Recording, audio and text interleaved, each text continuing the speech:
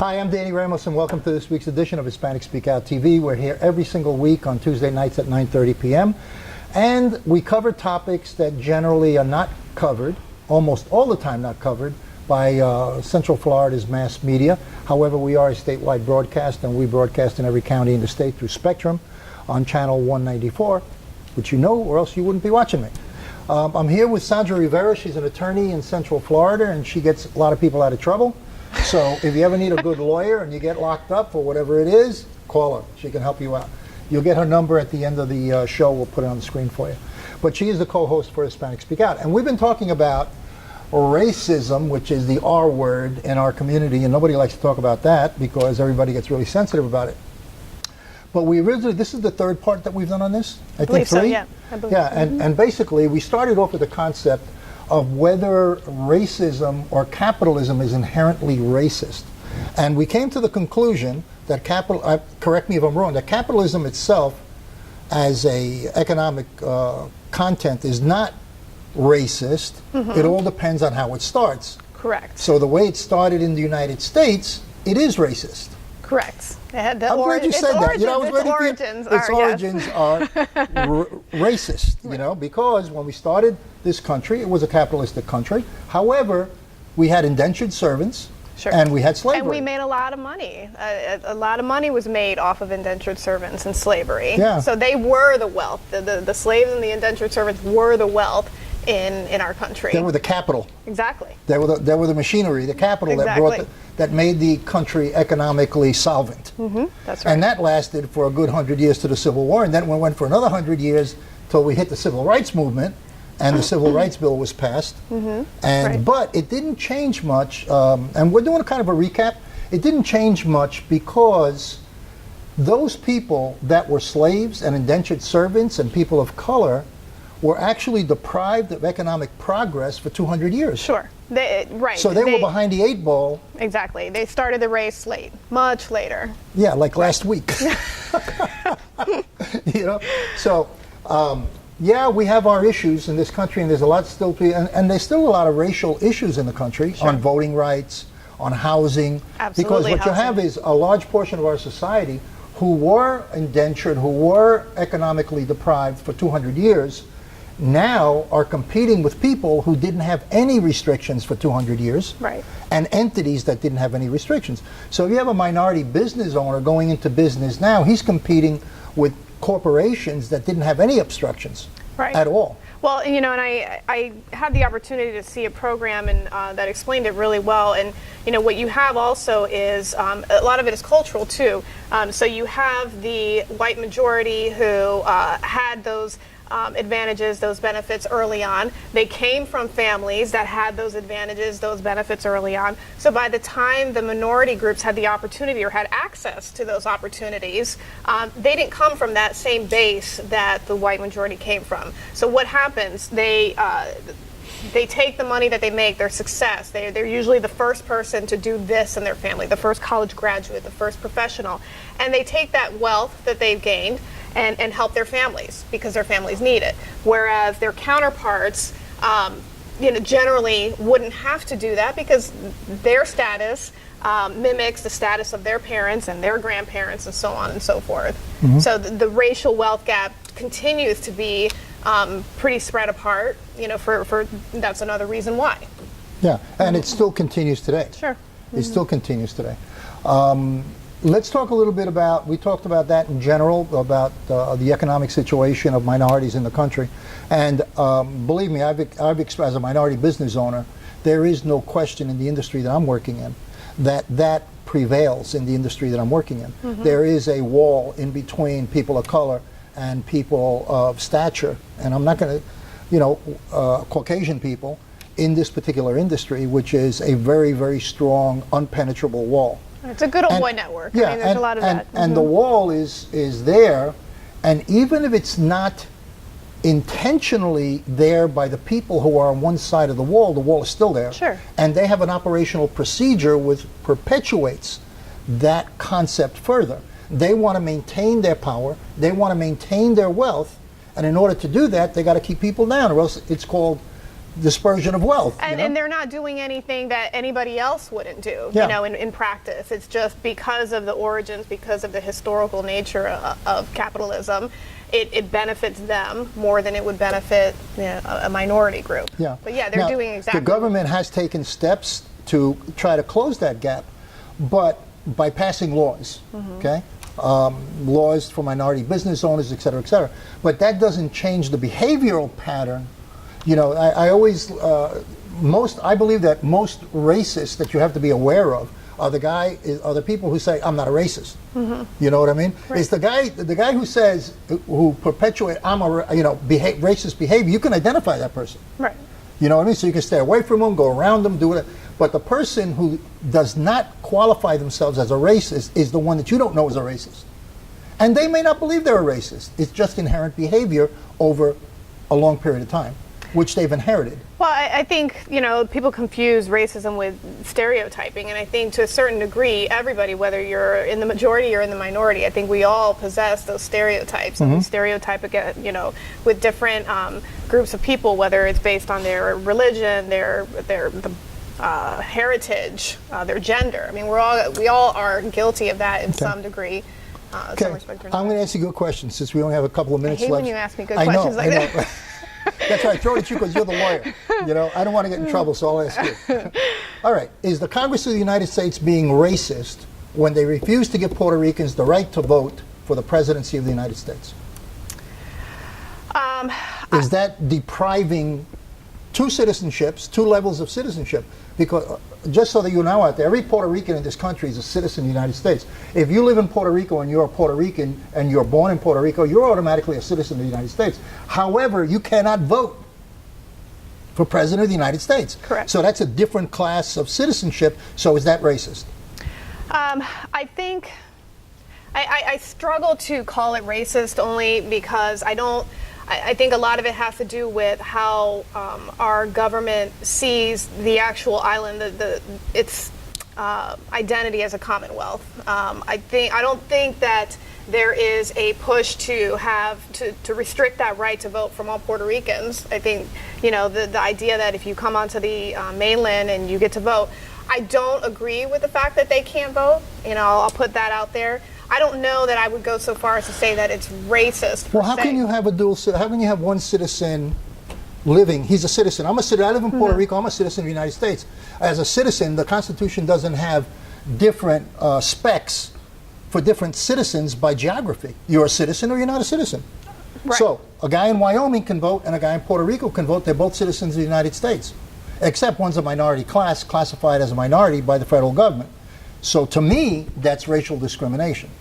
I feel it's racial discrimination because they are minorities and classified as minorities. If they weren't classified as minorities, then I'd say, okay, maybe, all right. But they are classified as minorities.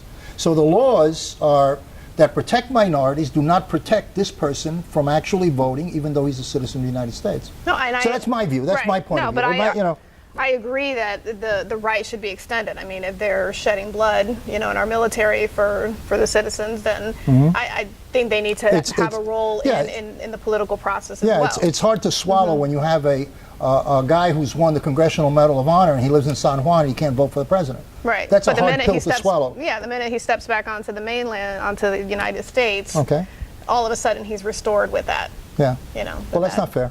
That's not fair. I think it's a racial. To me, it's racist. So we're going to close with that, and we're going to come in right now with the Puerto Rican president of Puerto Rican Bar Association, and her name is Marie Masson. Okay, and we're going to take a little break. We'll be right back.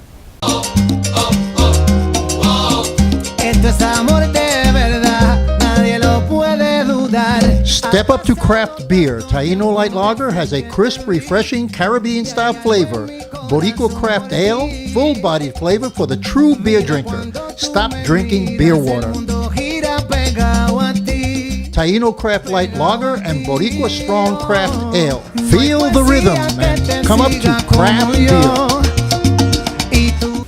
Good evening and welcome back to another episode of Hispanic Speak Out TV. I am your host, Sandra Rivera, and today with me I'm joined by Marie Masson.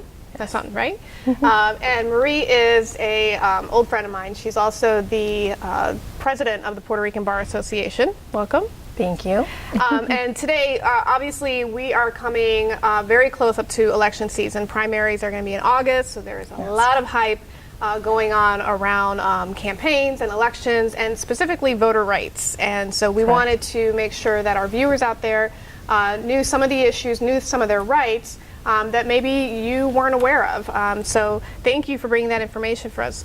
One of the things that we talked about prior to going on air is some of the confusion that people have about registering to vote. And it's not as simple as registering to vote one time. It's something that has to be maintained depending on where you live. Can you explain a little bit about that? Yes, absolutely. We at the Puerto Rican Bar Association normally go ahead and volunteer to go to the polling places and help voters that have questions the day of elections, whether it's primary elections or general elections. And one of the issues that we encounter the most are people who are confused and not clear as to why they have a voter registration card that's not being recognized, or their names are not listed at the polling place. And it's because they don't understand that whenever you move or relocate, you have to register at your new county, or if it's the same county but a different neighborhood, at your new polling place, so that you are properly listed, and at the time that you go vote, you're going to be on the list and you're not going to have a problem. So if you're not on the list, unfortunately, the polling places vary. Some of them would allow you to vote, others will not, and then you'll have to be redirected to where you were supposed to be going to vote.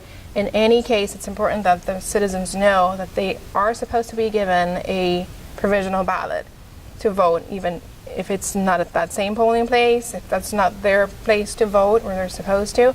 They can be given a provisional ballot, they can vote there, and that needs to be rerouted and counted. So the most important thing is that you preserve your right to vote and that your vote is cast and counted. And is that provisional ballot something that they have to specifically request, or are the poll workers trained to let them know, by the way, you're not registered here, but here is your provisional ballot, and we can take it from here? We trust that the poll workers are all going to be well trained and that they should know this. But even if they don't know that, that is something that you should be aware of as far as the availability of that. Sure. So if nobody mentions it to you, at least you will know, yes, well, at least can I be given a provisional ballot so that I can cast my vote. Okay. And is there for those people who need to change their voter registration, either they've moved, they're out of, they're not in their same district anymore, is there a time limit prior to voting day that they need to do that? Yes, it's typically 28 days before the election. And so looking at Orange County, for example, August 28th is the primary election, so you would need to be registered by July 30th.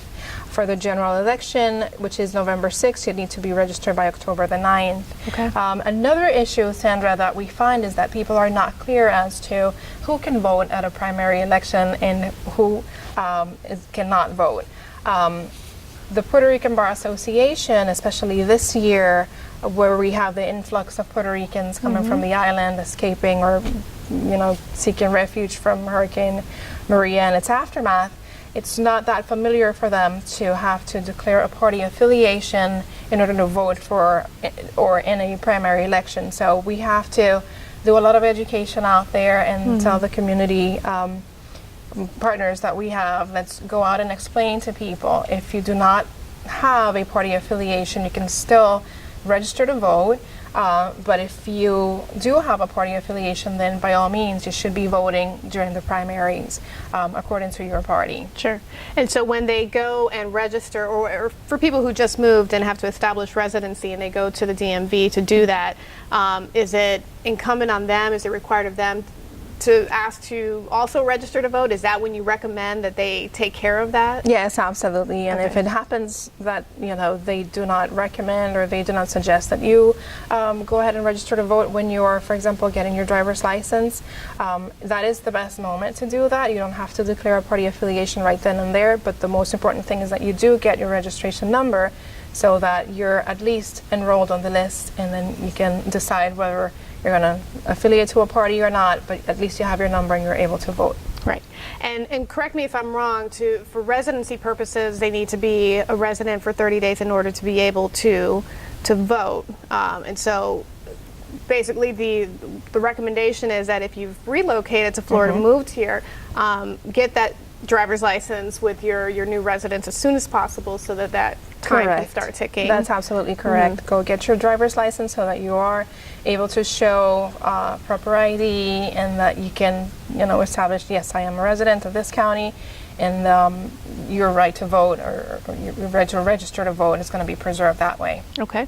Now, the other part of it is there's so many people running for office, whether it's Congress or Senate or your county commissioners or judicial elections, and there's so much information to take in. And I understand you have an event coming up that is open to the public that will allow them access to some of these candidates. Can you talk a little bit about that? Yes, absolutely. Political Salsa. It's now on its third show. We do a biannual event, and we started in 2014. What we do is a political hobnob, and we basically educate the community as far as the judicial candidates running for judicial positions, the state and federal legislative positions, the Florida governor races, and the U.S. Senate and House of Representative races. And so we invite people from all sides of the aisle and the middle to come and talk about their platforms, how they are best suited to represent the Hispanic community, the Puerto Rican community, and they just let us know why people should vote for them. It's a little campaigning, a little rallying. This year we expect to have about 500 people in attendance. It's going to be held at Casa Borinqueña, which is Acacia Network in Econlocachi Trail in Orlando. Okay. It's Orange County, but we are inviting candidates from Seminole, Osceola, and Orange, so that everybody gets a chance to learn about the candidates, interview them through the press. We're going to have a press corps asking questions of a panel. It's going to be broadcast outside so people can see what's going on in the panel discussions, and food trucks, and a lot of fun. Okay. It's going to be on Thursday at 6:30. That's August 16th at 6:30 in Orlando. And we're hoping to make it a very festive event. We're going to have voting booths so that we could do a straw poll. And we will be counting the votes live so that we can, at the end of the night, see who are the prospective winners. Okay. And is the public going to have an opportunity to walk through their booths and mingle with the candidates, or are all the questions going to have to be submitted through the press that you're inviting? We hope that the candidates would be on the floor, at least for a limited amount of time, but then we're going to separate them to go to the panels, and then, yes, the questions will be directed through the press. Okay. And this is open to the public. Anybody can join in, and anybody can drive up and watch on the big screens outside if they don't want to go inside. Absolutely. Food and drinks will be available for purchase, but it's open to the public, and the idea is, again, to educate the community as to all the candidates for all of the different races. Like I mentioned, Florida governor races, we have at least 3 candidates that are confirmed in attendance. The U.S. Senate races this year are going to be very contested between Nelson and Rick Scott. And your judges. We need to know the judges. We need to know who's going to be ruling on a day-to-day basis on our lives. This is what mostly affects us. A few school board and county commissioner races are going to be represented as well. And again, Orlando, Orange County, Osceola, and Seminole, hopefully we'll have a nice show. Right. So that's August 16th at 6:30. So this is not going to just be your local candidates, they are extremely important, those local elections, but this is going to be from every facet of government and that area. Yes. So and everything that we're going to do during Political Salsa and at other points during the fall is voting registration. We are hoping that people learn about the importance of being registered to vote. So we will be registering to vote right there. Okay. We will confirm later on, but early voting is going to be available as well during Political Salsa. So you can register if you're not registered already, and you can do your early voting. Oh, okay, that's good. Yeah, absolutely. So that's one area that you've been working on with the Puerto Rican Bar Association, and I understand that that another organization or another area opened up out of necessity. Yes. After the hurricane last year, there obviously was a lot of attention on Orlando and the migration of many Puerto Ricans to our city and then in the surrounding cities as well. I understand that you, along with the Puerto Rican Bar Association, created a program, a legal aid or a legal services clinic. Yes, that's Can you talk about correct. that a little bit? Absolutely. In the wake of Hurricane Maria, we received calls from some of the law students that actually had come to Florida to participate in the moot court competitions that the Puerto Rican Bar Association had held over the years. And we had made connections with the deans of different law schools. We have 3 law schools in the island of Puerto Rico. They reached out to us saying our law students are now stranded. A lot of them have lost their homes. Their families have no resources, and they're, scared that they're going to lose or miss out their year of law school. And normally, law school is an investment in your life. It's a very important time in your life, and to miss a semester, as you know, is a big deal. Right. So. We were overwhelmed by the support from law schools in the U.S. Everybody wanted to pitch in. All of the attorneys from Florida, New York, 5, 6 different states stepped up to the plate, and they said, yes, we will open our law schools for the law students and send them here. We'll waive the tuition. We will accommodate them. A lot of them provided free housing for these students. We were able to relocate 32 students. Wow. After we did that, we started getting calls from attorneys themselves that were, again, desperate to move their families out of the disaster area of Puerto Rico. A lot of them called and said, I'm in Miami with my kids. I just took off because I had no place to live. Or just regular citizens. Our website and phones were just ringing constantly with people who needed help. They said, I took my kids and I didn't advise the other parent that I took them. Oh, wow. But I'm in Orlando and I need a place to live, and or I moved to Orlando on a FEMA voucher and it's running out. I'm at a hotel. What do? I have no place to live. So all of these issues popped up, and so it was very evident to us that we needed to do something to help the community. As Puerto Rican attorneys, we were very specially situated and very specially qualified to understand the cultural background. So we thought, who is more competent than us to help this side of the community that needs help at this particular hour? And so we reached out to the Supreme Court, filed a petition for certification, and we created the Legal Services Clinic of the Puerto Rican Bar Association.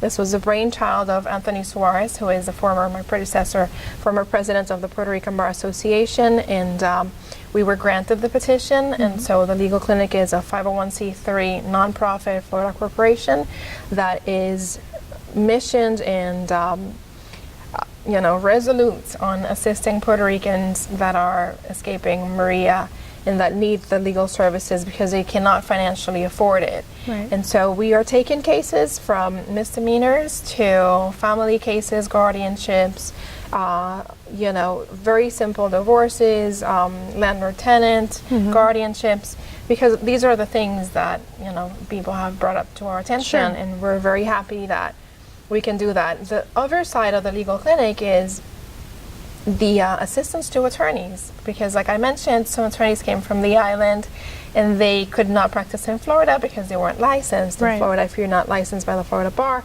you unfortunately cannot represent clients in court. But through the Legal Services Clinic, the Supreme Court allowed us to employ attorneys on a temporary basis for 1 year to work under the supervision of a Florida licensed attorney. And so they are able to help those people go to court in their cases because we're supervising them. And the only commitment they have to do is to sit down for the Florida Bar exam within 1 year. Okay. So at this point, we are seeking, budget from the legislature. We're going to get some money at the end of the year, but we're also fundraising privately, looking for grants at the federal and state level so that we could pay these attorneys at least, a base salary, because they have families that they need to feed as well. But we're helping the community on both sides, both the attorneys that are looking to practice and relocate to Florida, make Florida their home, and the citizens that have had no choice but to make Florida their home in the wake of the hurricane. Right. So, and all of these organizations are brand new. So, I mean, you're going through growing pains and figuring out what the needs are of the community out there. So because we're running out of time, and I'd love to be able to talk more about it, can you give the website for Political Salsa in case people want to get more information on who's going to be attending or what's going to be offered there, and then as well the website for the organization that was recently created for those who need assistance? The main website is the Puerto Rican Bar Association's website. You're going to find information about the legal clinic and the upcoming Political Salsa event, and that is www.prbaflorida.org.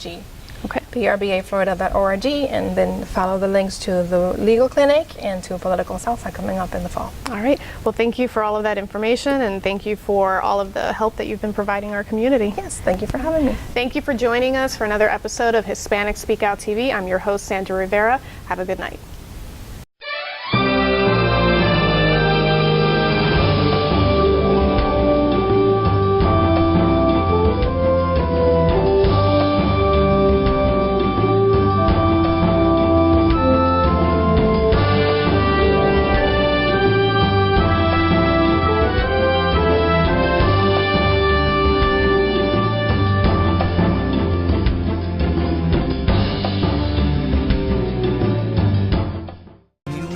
It is the kind of weekend where an ice-cold beverage is probably the thing you want. A local businessman launching his own craft beer company, and he's targeting Hispanic customers. He's at the Sentinel today to tell us more about this new beer. Caitlin.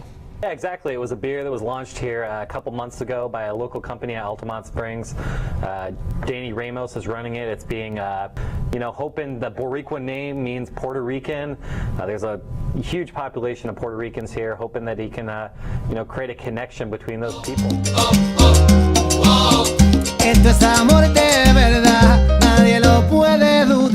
Step up to craft beer. Taino Light Lager has a crisp, refreshing Caribbean-style flavor. Boricua Craft Ale, full-bodied flavor for the true beer drinker. Stop drinking beer water. Taino Craft Light Lager and Boricua Strong Craft Ale. Feel the rhythm and come up to craft beer. Tap rooms are localized and they're geographic. The Hispanic community is much broader than one tap room. So what we decided to do was come out with a high-quality craft beer, 2 high-quality craft beers that appeal to the Hispanic taste and that we can distribute in all the Hispanic neighborhoods. Taino is a very light, refreshing beer. It's a social beer that you can drink probably for a good part of the evening, and it'll give you a nice light feeling. It's not a heavy beer, it's very airy, and it's very light. It's a 4.5 alcohol, which is low for beer. The Boricua is a 6.0. Now that's a stronger beer, and we designed it to be a little bit stronger than Heineken. Heineken is a favorite in the Hispanic community, so we have a little bit more muscle than Heineken. Boricua right now, in a very short amount of time, it's been a miracle for us because we've gotten a large range of acceptance at the retail level. We're in Publix, we're in ABC, Target is picking it up, we're in Sedano's, we're in Bravo's, 7-Elevens are picking it up because they're concentrating more on craft beer and the Hispanic market. So what we're trying to do is do a quality beer, a high quality beer, more taste, and that the Hispanic community will like.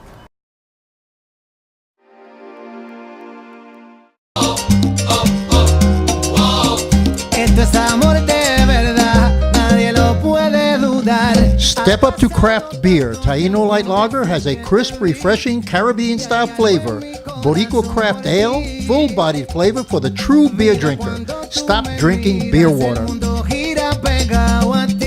Taino Craft Light Lager and Boricua Strong Craft Ale. Feel the rhythm and come up to craft beer. I am for the child who's had 7 addresses in a single year because she's in foster care, because her father abused her, and her mother couldn't believe her. She is the child I am for. I am a volunteer child advocate. I am you. Florida residents call toll-free 866-341-1425.